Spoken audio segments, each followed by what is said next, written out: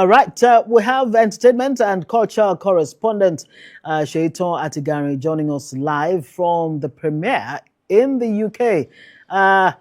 Shaiton, so good to see you. So why do you think MKO Abiola's story continues to resonate nearly 3 decades after his death? Well, it's good to hear your voice. I can't see you, but it's good to hear your voice.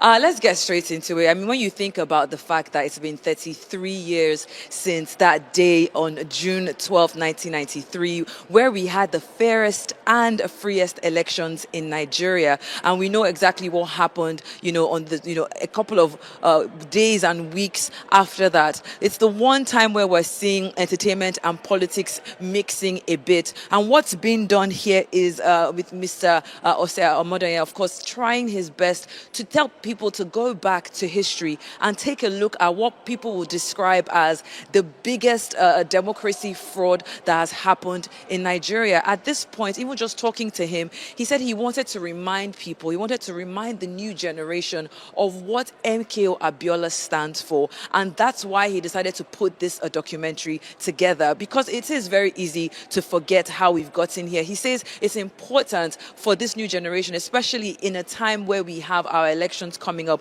to understand that we got to a point as a nation where we can practice democracy so freely, not just by chance, not by choice, but a lot of people had to lay their lives down for the democracy that we have. Of course, if we cast our minds back to the fact that the late former president, of course, Muhammadu Buhari, moved Democracy Day from May 29th to June 12th just to reinforce this. It's no wonder that all the way here in the United Kingdom, MKO Abiola is still being celebrated 33 years on.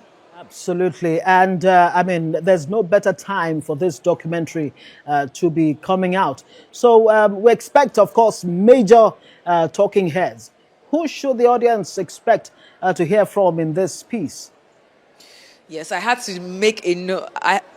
Yes, I had to make notes inside because the documentary is actually being screened right now. And even just before I got off there, those interviewed in this documentary, we have General Ibrahim Babangida, of course, the president himself, who annulled the election at the time. There's Thomas Pickering, the American diplomat that led the designation that went to meet with Abiola at the time. General Abdusalami Abubakar, the president at the time of Abiola's death. Theodore Zadok, Abiola's prison guard. We also have Walter Carrington, the American ambassador to Nigeria, the managing director of Amnesty International, pro-democracy activist and Nobel laureate Wole Soyinka is in this documentary as well. Even Pastor Tunde Bakare also lent his voice to this documentary. And what I'm seeing here, the common theme here is Mr. Osei, of course, doing everything possible to make sure that questions are asked and then the answers are put out there, and then it's left to the Nigerian people and left to all other Africans and other people that are interested in the Nigerian story to decide what really happened to Moshood Kashimawo Olawale all those years ago when he won that election. Absolutely. And I mean, over the years, we've seen different books, short films, and other forms of art in trying to tell the story of MKO Abiola. We hear that Abdusalam Abubakar will be releasing his book this weekend too. And the questions also do arise as to how or what exactly killed MKO Abiola. Well, how will this particular one be different from what we've had so far? Very quickly, in 30 seconds. Well, very quickly, at the time, the person who is behind this documentary, Mr.